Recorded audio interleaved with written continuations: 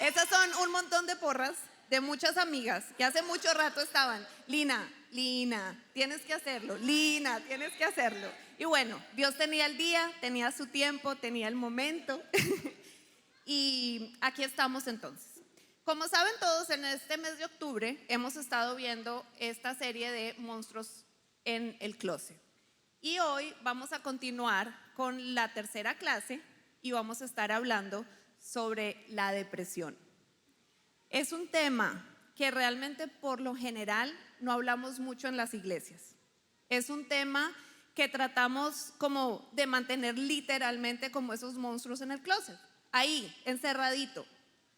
Y que mucha gente la padece o pasa por ciclos donde su estado de ánimo podemos decir que tiene un episodio de depresión, pero simplemente no tiene la confianza de pararse y hablarlo aquí en la iglesia. ¿Y por qué será que sucede algo así? Sabiendo que como iglesias deberíamos ser ese lugar donde realmente la gente pueda tener la confianza de venir y hablar de absolutamente todo lo que le está pasando. Deberíamos ser ese lugar seguro. Pero en vez de serlo, muchas veces la persona que está pasando por una tristeza muy fuerte o un sufrimiento muy grande se acerca hacia nosotros y nos cuenta, y las respuestas de nosotros es lo que hace alejarse. Tenemos respuestas como, por ejemplo, tú no te debes sentir deprimido, es que eso no es de Dios, tú eres cristiano, tú tienes a Dios en tu corazón, entonces no debes estar sintiendo nada de esas cosas. Otras veces simplemente le decimos, ¿sabes qué? No le pongas atención a eso, tú solo levántate, sigue, cámbiate de ropa. Y no nos damos cuenta que la persona que realmente está batallando con depresión, para él es una lucha cada día aún levantarse de su cama y hacer algo tan sencillo como lavarse sus dientes, como cambiarse de ropa, como bañarse. Entonces, lo que hacemos es que simplemente los alejamos otra vez. En vez de acompañarlos, en vez de apoyarlos, lo que hacemos es que los retiramos. Otras cosas que les ponemos es que bien fácil agarramos ese dedo y decimos, oh, es que estás en pecado, algo estás haciendo, estás así, es porque quién sabe qué puerta abriste. O sea, tienes que ir y revisar. Y yo no estoy diciendo que no sea así. Muchas veces la raíz de la depresión sí puede ser un pecado oculto que tienes en tu vida. Sí puede ser algo que todavía no has tenido la valentía ni siquiera de confesárselo a Dios. Pero sin embargo, lo que hacemos perdón la redundancia, cuando decimos algo así, es simplemente hacer que la persona vuelva y se esconda. Y lo que hacemos es condenarla, lo que hacemos es aislarlo y retirarlo de esto, del cuerpo de Cristo, de nuestra iglesia. En vez de ir y abrazarlo y decirle, aunque puede que sí haya, pero aquí estoy contigo. Vamos a salir de esto. ¿Sí? Es lo que deberíamos hacer. Otra respuesta bien común que puede venir un poquito ligada de la anterior es que seguramente tienes un demonio. ¿Qué puerta abriste? ¿Qué fue lo que hiciste? Entonces, pues por vergüenza, si yo me siento triste, pues ¿para qué voy a ir a contarle a alguien? ¿Ya me van a decir que estoy endemoniado? Pues más bien ni hago el intento. O sea, me van a poner otro label más aquí, otra etiqueta más que no necesito en ese momento. ¿Sí? Y otra respuesta que a veces hacemos es como que simplemente, ok, ven, yo oro por ti.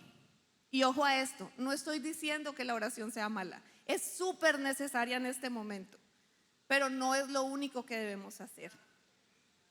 Hay muchas más cosas que debemos conocer sobre la depresión para realmente poder ayudar a las personas, ¿sí? Y quiero hablarles hoy desde dos lados.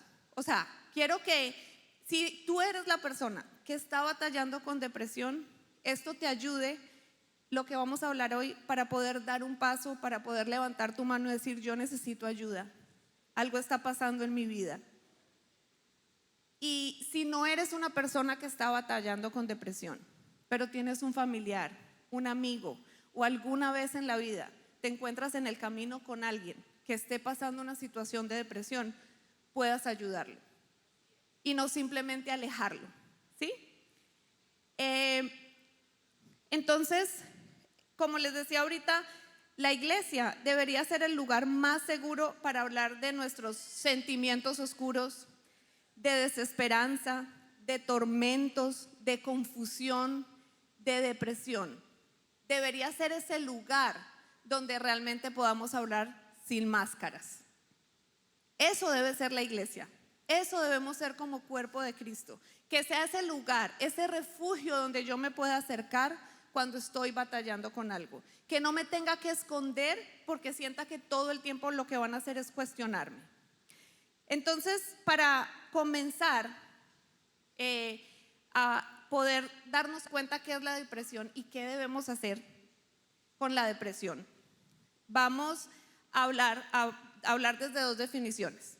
Primero, desde lo que dice el mundo. Y cuando digo dice el mundo, a veces me siento así como que ese término tan religioso, o sea, como que estamos haciendo esa diferenciación tan grande, pero la realidad es que cuando digo de lo que dice el mundo es lo que dicen los psiquiatras, los psicólogos, lo que dicen todas las personas o profesionales de la salud de qué es la depresión, o sea, de lo que se habla afuera.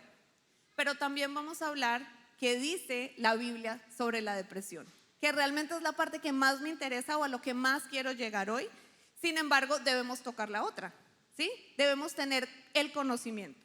Entonces, la Asociación Americana de Psiquiatría define la depresión, o más bien dice que se llama un trastorno depresivo mayor. Es un trastorno, es una enfermedad, ¿sí? Es una enfermedad común y grave que afecta negativamente la manera de sentir, pensar y actuar. La depresión provoca sentimientos de tristeza o pérdida de interés en actividades que antes se disfrutaban, puede traer diversos problemas emocionales y físicos y puede disminuir su capacidad para funcionar en el trabajo y en el hogar, ¿sí? Entonces estamos hablando que es algo constante. Hay también que, porque se volvió moda, ¿no? Ustedes saben, también todo el mundo, ay, estoy con la depre. O sea, medio estás triste y ya estoy con la depre.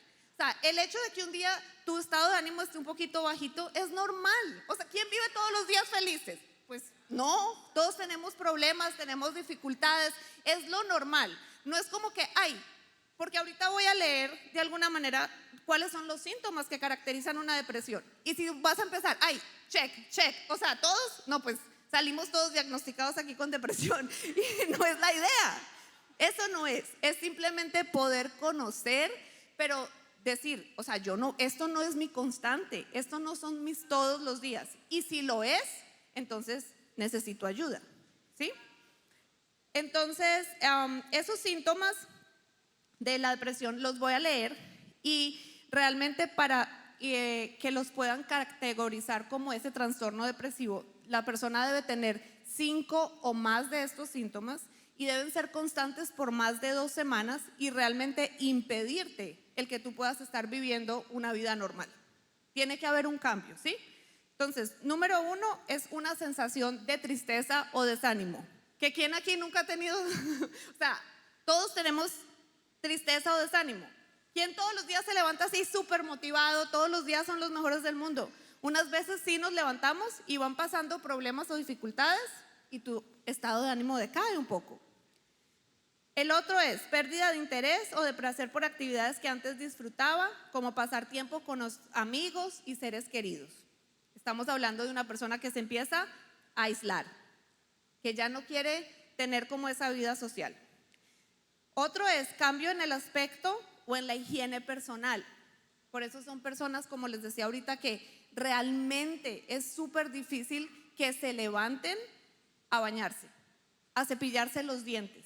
Y cuando se está trabajando con una persona que tiene un trastorno depresivo mayor, realmente las tareas que ponen al principio es algo tan sencillo como eso. O sea, levántate y lávate los dientes.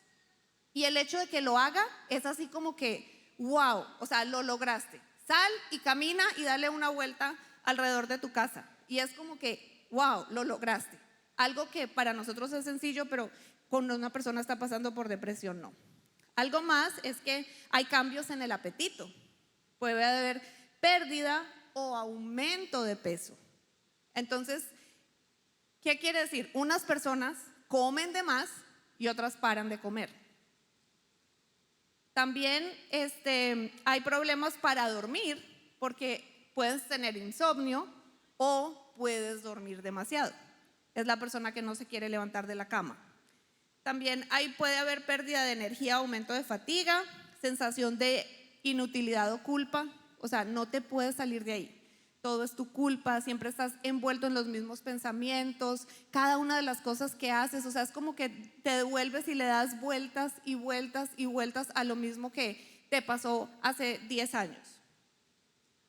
También hay dificultad para pensar, concentrarse o tomar decisiones. Y también lo más característico es que hay pensamientos de muerte o de suicidio. Es porque una persona no tiene nada de esperanza, perdió. Eso es lo que pasa en la depresión.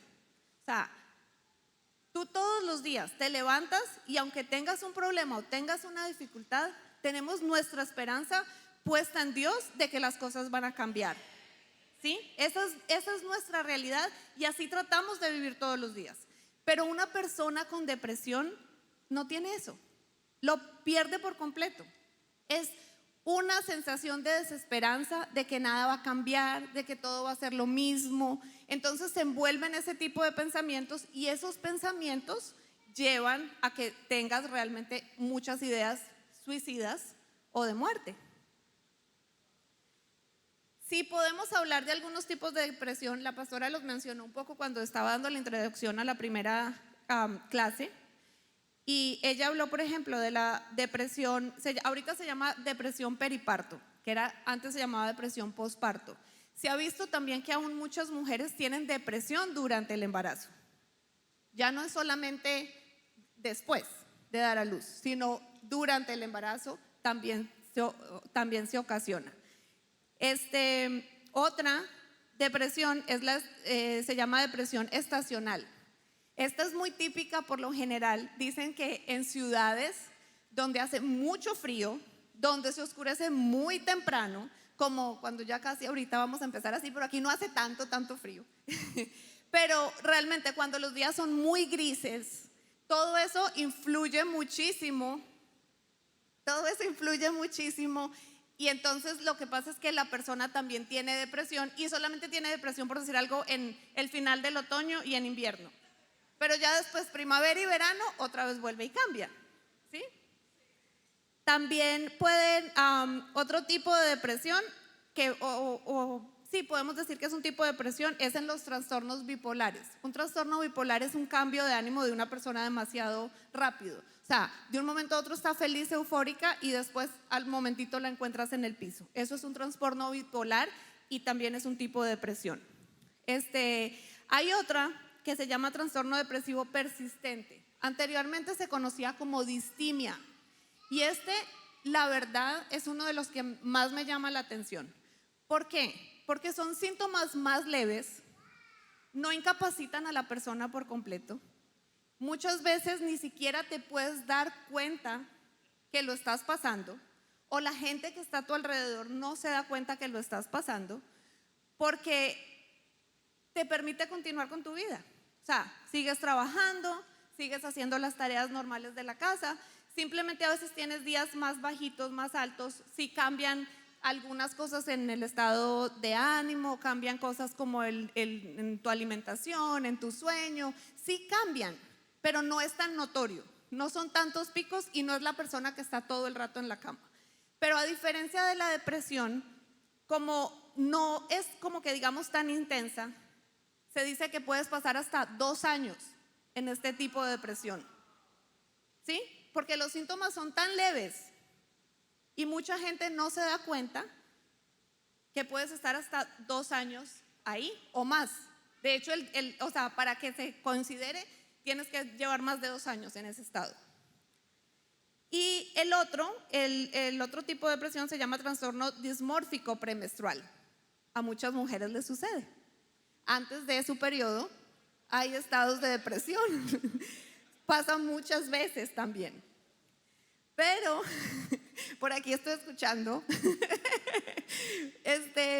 Pero realmente lo que debemos aprender una de las cosas que se lleven claras hoy es que la depresión es una forma de sufrimiento que no puede ser reducida a una sola causa universal. O sea, no, hasta el día de hoy, hasta este momento, por más estudios que han hecho, por más personas que se han tratado con depresión, no podemos decir, es que la depresión la causó específicamente esto. Es que esta persona está deprimida porque se le murió su mamá. Es que esta persona está deprimida porque su esposo se fue del hogar. O porque es hereditario, o porque es así, no, sino que la verdad, si quieren que les diga, cuando yo leía todo esto decía, es como que están adivinando, a ver a qué le pegan realmente, o sea, a qué puedes decir que realmente cuál es la causa. Pero de algunas de las causas que se hablan es que hay diferencias biológicas. Han estudiado cerebros de personas diferentes y se ve que pueden haber diferencias biológicas en el cerebro a nivel de estructura que pueden causar depresión, pero no quiere decir que siempre suceda.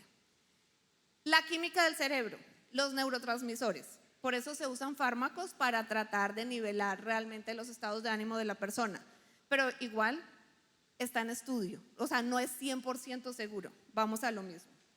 Las hormonas, puede suceder también, o sea, una persona que sufre de tiroides, por eso hablábamos antes del periodo menstrual, después de un embarazo, porque hay cambios hormonales, pero, o sea, si les leyera textualmente dice, es posible que los cambios, o sea, ni siquiera ellos lo tienen, y es un informe sacado aún de la Clínica Mayo, que la Clínica Mayo es una clínica que se encarga de estudiar y de investigación de muchísimas cosas, y ni siquiera ellos pueden decir, realmente esta es la causa, sino que dice, está en estudios. Aún cuando hablan de rasgos hereditarios, dicen, están tratando de descubrir si sí hay un gen que se transmita y se transmita la depresión, ¿sí? Entonces, al ver todas estas posibles causas, por eso es que les decía ahorita que no puede haber una causa universal, realmente lo que nos queda pensar es que hay una causa espiritual también. Y es en esa en la que queremos enfocarnos. O sea, ahorita les di como que toda la teoría del libro, de qué es lo que es. Pero realmente no podemos descartar que hay una causa espiritual. No es porque estés en pecado, porque si somos reales, todos estamos en pecado todos los días de nuestras vidas. O sea, ¿quién no peca? O sea, todos estamos en pecado. Entonces no es la causa específica que tenga que ser el pecado, pero sí es y no es que estés endemoniado, pero sí es espiritual en el sentido de que realmente has perdido como que ese deseo de vivir. No le encuentras sentido a la vida. Y los que estamos aquí sabemos quién es el único que puede darle sentido a tu vida. Dios. Entonces por eso decimos que sí es una causa espiritual. No estoy diciendo que sea la única, puede estar influenciadas por las otras, puede haber un poquito de cada una. Y por eso sí hay casos donde el medicamento es necesario, como lo veíamos también unas semanas atrás. No estamos en contra del medicamento. O sea, yo soy una de las personas que digo, el medicamento es necesario para poder estabilizar a la persona y poder trabajar con ella. Hay tiempos en tu vida en que lo puedes usar, pero el peligro de eso es que el medicamento se vuelva como una aspirina. ¿Por qué digo como una aspirina? Es porque, ay, me duele aquí, me la tomo y ya se me olvida qué es lo que está pasando realmente. Entonces ahí es donde se vuelve una dependencia al medicamento, porque me lo tomo, me siento bien, ya todo pasó, pero realmente trabajaste en lo que había en tu corazón, trabajaste lo que Dios estaba tratando de mostrar en tu vida para que puedas seguir adelante. Entonces por eso es que no podemos como que tomar solamente un hecho aislado, sino agarrarnos de todo. Digo que es espiritual porque es el momento en el que necesitas agarrarte de Dios, mirar hacia arriba y decirle, Señor, o sea, sí me estoy sintiendo así, pero ¿qué me estás mostrando con esto? ¿Qué es lo que necesitamos caminar? ¿Qué es lo que tenemos que hacer? Y la depresión produce dolor y es un dolor muy difícil de entender.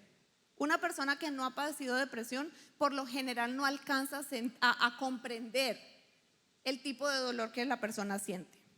La persona lo padece y lo percibe como algo privado y aislado. Quiere decir que, o sea, por eso se aíslan y sienten que es el único y la única persona que lo va a sentir y nadie más puede sentir como ella, y entonces se apoderan demasiado de toda esa sintomología de la que hemos estado hablando. Es un nivel de dolor muy personal y no se soluciona solo con una charla o unas palabras de motivación, sino que hay que mirar que hay más internamente.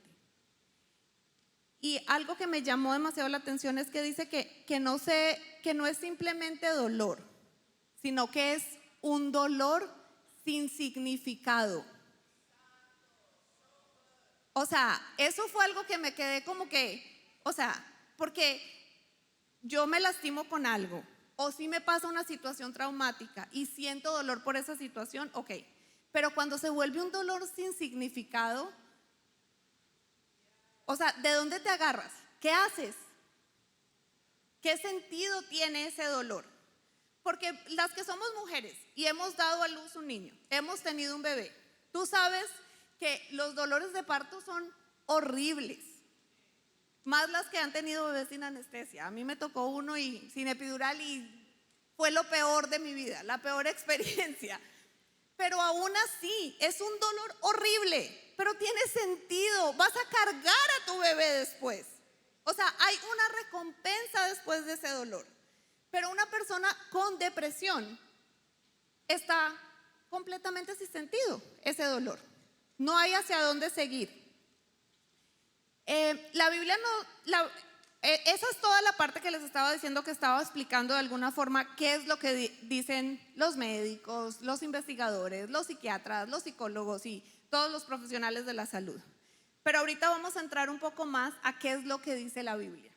Y la realidad es que la Biblia, o sea, si tú buscas en tu Biblia, si buscas atrás en la concordancia, depresión, ¿qué crees?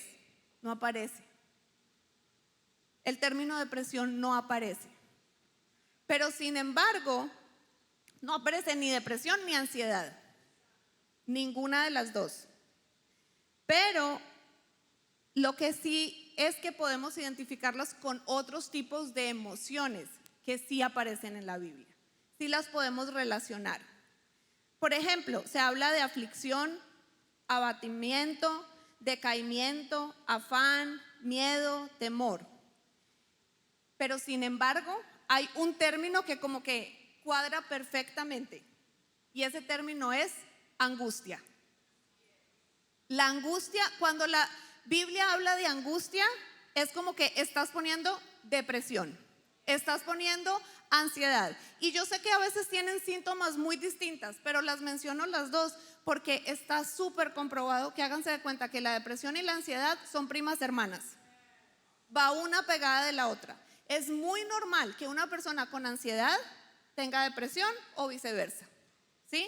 Entonces, la angustia encierra a estos dos términos. La angustia, cuando vemos la palabra angustia en la Biblia, comunica tanto en el hebreo como en el griego la sensación de aprieto, problema, calamidad, conflicto, tribulación, incertidumbre, agitación, inquietud. O sea, todos son sinónimos de todo lo que les describí antes. Realmente, nos pasamos, digamos que de lado para poder ver cómo Dios nos puede sacar de la mano de esto, pero estamos hablando exactamente de las mismas cosas.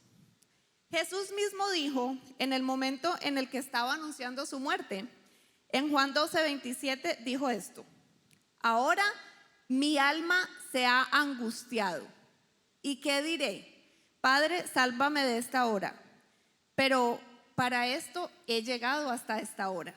O sea, aún él sintió esa ansiedad, esa angustia, cuando estaba empezando a hablar de lo que sabía que le venía.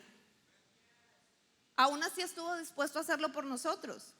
Y de alguna manera yo pienso que es tan específico este verso de decir que estaba angustiado, porque él vino a pasar cada una de las cosas que nosotros pasamos.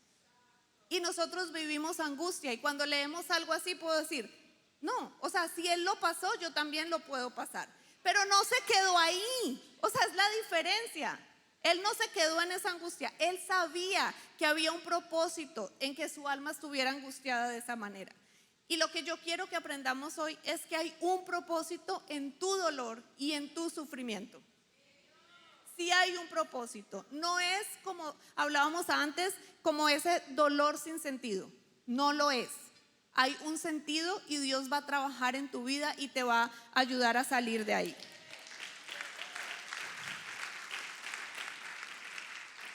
En el Antiguo Testamento, especialmente en los Salmos, encontramos muchos versos que hablan sobre la angustia.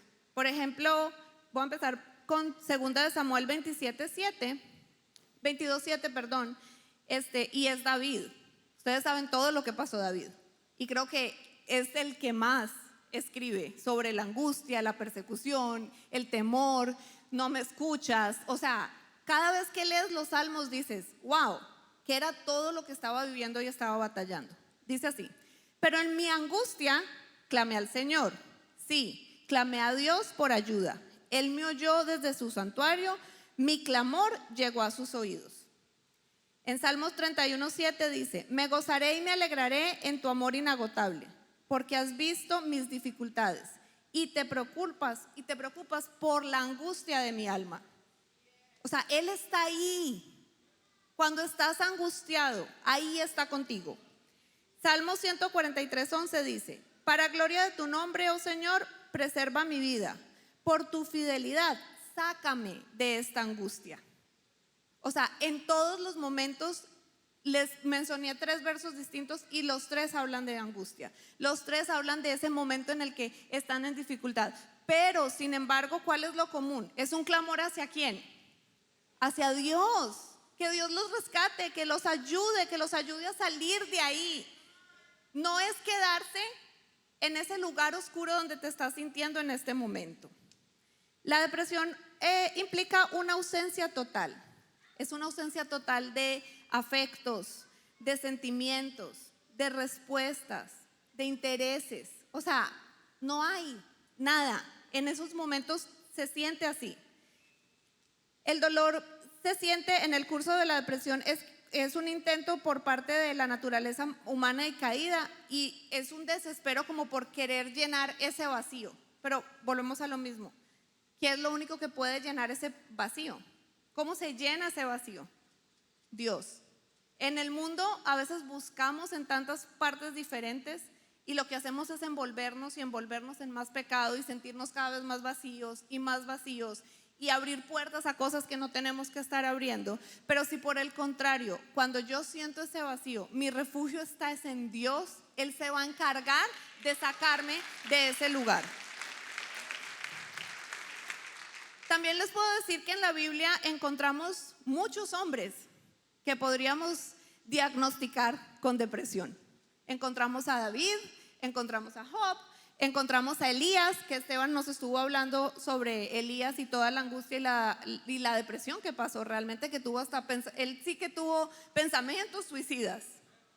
O sea, él mismo le dijo, o sea, quítame la vida, ¿no? O sea, Jonás fue otro. Jonás también aún pidió que Dios le quitara la vida, o sea, que prefería morirse. Y también vemos, otro de los personajes que vemos es Jeremías. Y vamos a enfocarnos hoy un poco en Jeremías y su historia. Vamos a aprender de él. Para que tengamos un poquito de contexto o conozcamos quién es Jeremías. Jeremías escribió 2 libros en la Biblia. Uno se llama Jeremías y el otro se llama Lamentaciones. Jeremías era un profeta de Dios. Era un profeta, y es decir, cuando hablamos de profetas, era que representaba la voz de Dios.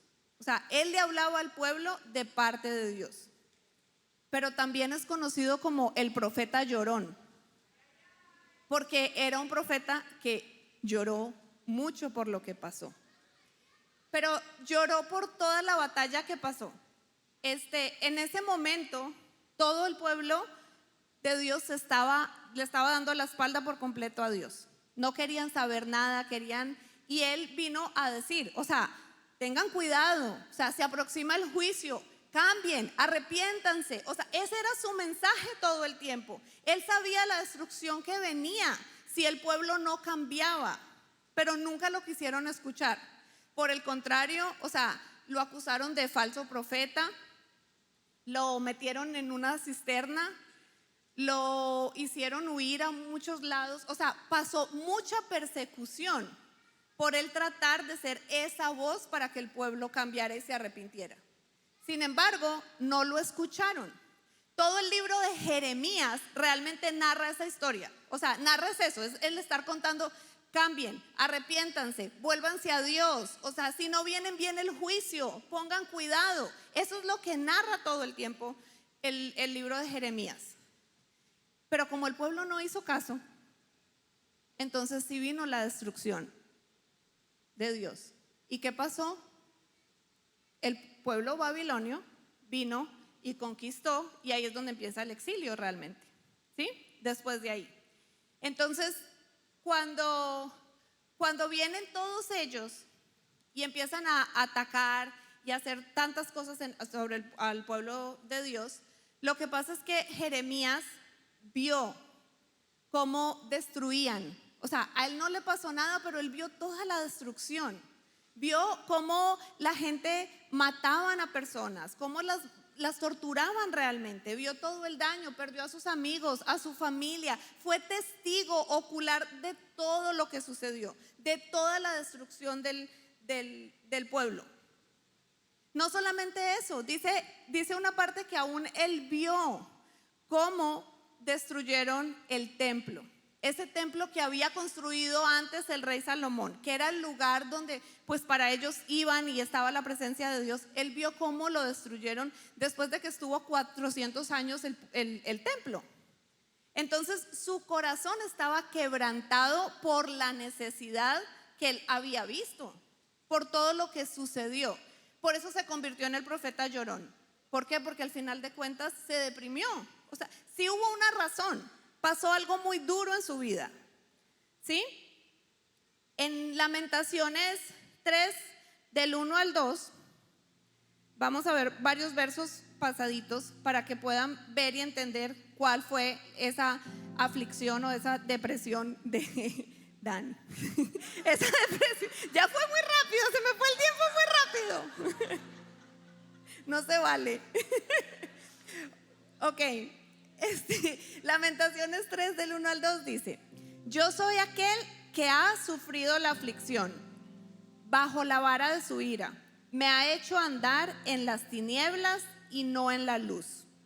Después nos vamos a saltar un poco más y Lamentaciones 3, del 7 al 8 dice: me tiene encerrado, no puedo escapar, me ha puesto pesadas cadenas. Cuando yo leo esto, leo literalmente, o sea, puedo ver a esa persona que está encerrada sin poder salir de esa sensación que tiene. Está ahí atada, sin poderse mover.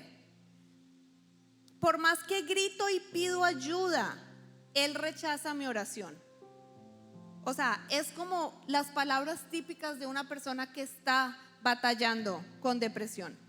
Después Lamentaciones 3, del 17 al 20 dice: me ha quitado la paz, ya no recuerdo qué es la dicha, y digo, me he quedado sin fuerzas y sin esperanzas en el Señor. Recuerda que estoy afligido y ando errante, que estoy saturado de hiel y amargura. Recuerdo esto bien y por eso me deprimo. Esto es algo tan característico de una persona que pasa depresión, porque se queda viviendo en el pasado. O sea, era como que Jeremías estaba ahí sentado nomás, porque esto ya es Lamentaciones, o sea, ya pasó, pero él sigue nomás dándole vueltas y vueltas y vueltas a la misma película y está ahí sentado. Dice: cuando recuerdo esto me deprimo, porque está pensando y pensando sobre lo mismo. Era el profeta de Dios, era un hombre de Dios, pero estaba quebrantado, no tenía esperanza. Estaba pasando, podríamos decir que por un episodio depresivo. Y que son dos verdades que vemos en él. o que podemos ver en esa historia? Primero, por todo lo que les conté que él pasó. Número uno, que sus emociones son válidas. ¿Por qué son válidas? Porque sí pasó un trauma, porque sí lo vivió. No es que no había razón de. Y segundo, su situación se siente sin esperanza. ¿Por qué se siente sin esperanza? Porque todo ya está destruido, todo está en el piso. Ya no veía nada más que hacer. Y aunque estas dos cosas que les acabo de mencionar son verdades, y es lo que te dice la depresión o la situación que has vivido, sin embargo no están completas. ¿Por qué no están completas? Porque más bien yo vengo a decirte hoy que tus emociones son válidas, pero no son permanentes. Son válidas, pero no te vas a quedar ahí. Lo has vivido. Vamos a validar las emociones. Es importante validarlas. Nada hacemos con que estés sintiendo una emoción, estés sintiendo tristeza, rabia, tantas cosas, y nomás estés metiendo todo debajo del tapete. Eso no va a solucionar nada. De hecho, parte de sanar tu proceso es el que puedas darle nombre a la emoción que estás sintiendo. Que te puedas sentar y le puedas decir: Señor, ¿sabes qué? Es que siento tanta rabia por esto que me pasó. Señor, es que siento tanta frustración por esto. O sea, que le puedas poner un nombre a esa emoción. Es válida. Tú tienes emociones porque Dios te creó con emociones. ¿Quién más las iba a poner si no era Él? Y a Él te puedes acercar con cada una de tus emociones y ponerlas delante de Él. Delante de Él no tienes que tener máscaras. No hay caretas delante de Dios. Él conoce todo aún antes de que se lo digas. Son válidas, pero no son permanentes. Son válidas, pero no te puedes dejar llevar por ellas. Aún, o sea, cuando estaba recogiendo toda la información, haciendo todo esto, me acuerdo del primer día que la pastora mencionó el Salmo 88. El Salmo 88 termina con esta frase: la oscuridad es mi mejor amiga. O sea, a él ya hablaba de que es un salmo que ni siquiera tiene esperanza. El que lo escribió absolutamente todo lo que estaba sintiendo, pero no hubo una luz de esperanza o un camino. Y esto me lleva realmente a la segunda verdad que estábamos hablando. Y la primera fue: tus emociones son válidas, pero no son permanentes. Y la segunda es: tu situación se puede sentir sin esperanza, pero con Dios siempre hay esperanza. Eso es. Son dos verdades que necesitas llevártelas. Dos verdades a las que necesitas aferrarte. Porque si vemos la primera parte vemos los 3 primeros capítulos de Lamentaciones, 1, 2, o sea, él está hablando de lo mismo y lo mismo que pasó y esa situación que no tiene esperanza y no esto. Pero llega al capítulo 3 y en el verso 20-23 sucede algo. Lo voy a leer en 2 versiones porque una es así como que para mí fue la explicación completa. Dice: pero algo más me viene a la memoria, lo cual me llena de esperanza. Por el gran amor del Señor no hemos sido consumidos y su compasión jamás se agota. ¿Qué le pasó en ese momento a Jeremías? Hizo memoria. Se acordó de que a pesar de toda la destrucción y todo lo que estaba viendo, Dios guardó su vida. Él estaba ahí. No fue consumido, no fue derrotado y pudo ver la compasión de Dios. Vamos a ver un poco Lamentaciones 3 del 20 al 23 y dice así: siempre tengo presente este terrible tiempo, mientras me lamento por mi pérdida. No obstante, aún me atrevo a tener esperanza cuando recuerdo lo siguiente: el fiel amor del Señor nunca se acaba. Sus misericordias jamás terminan. Grande es su fidelidad. Sus misericordias son nuevas cada mañana. Eso es. Se puede ver oscuro, se puede ver difícil, se puede ver sin salida, pero jamás se te olvide que en Dios hay esperanza, que el regalo más grande que Él pudo darte y la muestra más grande de amor, de ese amor expresado hacia ti, fue que mandó a su Hijo para que muriera por ti, por mí, por todos nosotros, para que nos pudiera dar una vida eterna, para que no nos dejara quedar ahí atados a tantas situaciones difíciles que vivimos en la vida. Yo no les voy a decir que no. Sí, la depresión existe. Sí, lo que les decía ahorita, la distimia existe. Y les decía, tengan cuidado con ese tipo de depresión, porque por mucho tiempo yo siento que yo estuve en el borde de esa distimia. Y sí pasó, y es difícil. Y si me preguntas cuál era la razón por que estuvieras así, puedo decir que ni siquiera había ninguna grande, pero era simplemente esa sensación de desesperanza adentro, esa sensación de que nada iba a cambiar, que ya me tenía que conformar con todo lo que había en mi vida, que todo se iba a quedar siempre igual, que nada iba a ser diferente, que Dios no iba a hacer nada distinto, que no sabía ni cómo acudir a Dios. Y el enemigo sutilmente empieza a poner tantas cosas y yo me empiezo a dar cuenta de cambios que empiezan a pasar en mi vida. Algo, digo, tan sutil, porque como el hecho de simplemente mandar a los niños para la escuela, el esposo se fue a trabajar y yo me quedaba sola en la casa. Y para no pensar o para tratar de nada, mi cosa era estar nomás todo el día en el mueble, tapada con una cobija, viendo Netflix todo el día, sin hacer absolutamente nada. Y cuando ya tenía que ir por los niños, media hora antes me levantaba a la carrera, hacía almuerzo, me bañaba, los recogía. O sea, como que nada pasó todo el día, todo estuvo súper bien. Por eso es que aún muchas veces ni siquiera las personas que están a tu lado no se dan cuenta que estás pasando por algo así. ¿Por qué? Porque puedes seguir teniendo tu vida normal. Sales, sonríes con la gente, todo, pero por dentro estás viviendo una batalla sola. Llegó el momento en el que, esto me cuesta decírselo y creo que nunca lo he dicho aquí, a nadie que está aquí, pero lo voy a decir porque sé que cuando uno habla, pero sé que esto trae libertad. Y va a traer libertad a mucha gente. Y lo he hablado en otros espacios como en terapia.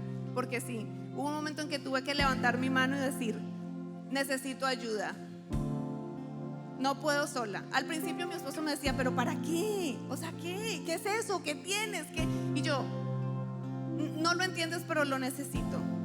Siento que es un momento en el que necesito ayuda de alguien más. Y con esto aún les digo, hago paréntesis, hay que tener cuidado. No te vayas donde cualquier persona, donde cualquier terapeuta, donde no abras puertas que no son.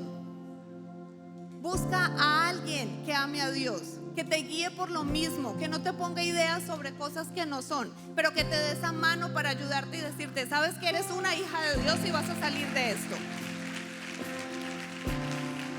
Y digamos que ese momento en el que yo solita tuve que levantar mi mano y decir, necesito ayuda, fue porque tantos pensamientos me fueron consumiendo y consumiendo y consumiendo, que me empecé a dar cuenta que, por ejemplo, lo que yo más amaba, que eran mis hijos, me sacaban de quicio, me acababan con mi paciencia en 3 segundos.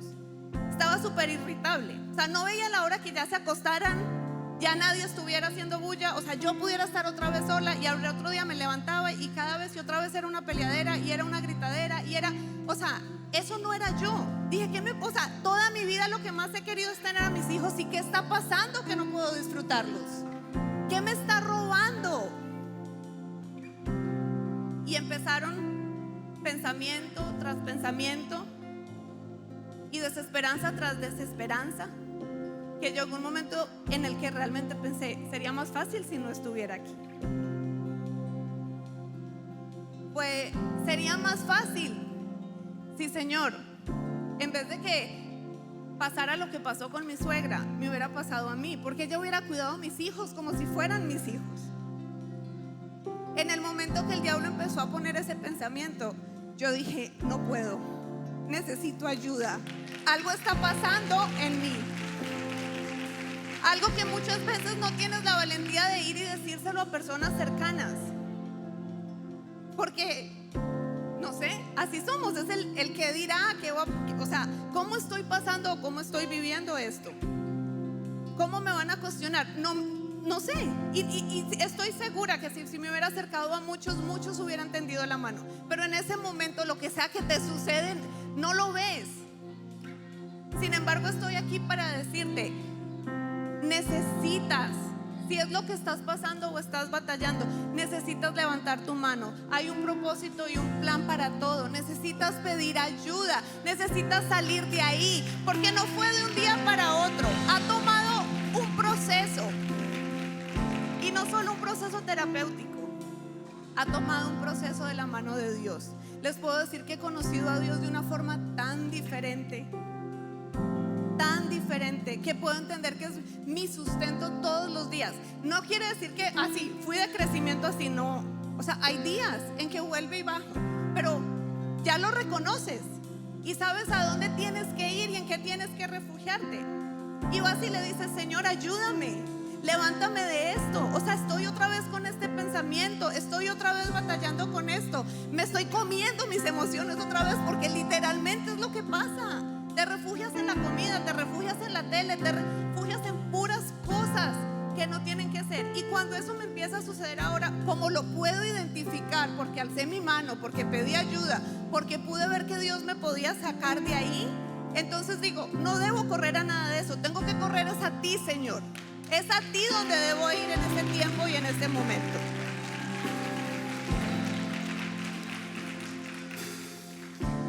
Así que vete con estas dos verdades.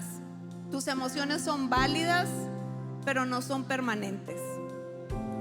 Y número 2, tu situación se puede sentir sin esperanza, pero con Dios siempre hay esperanza.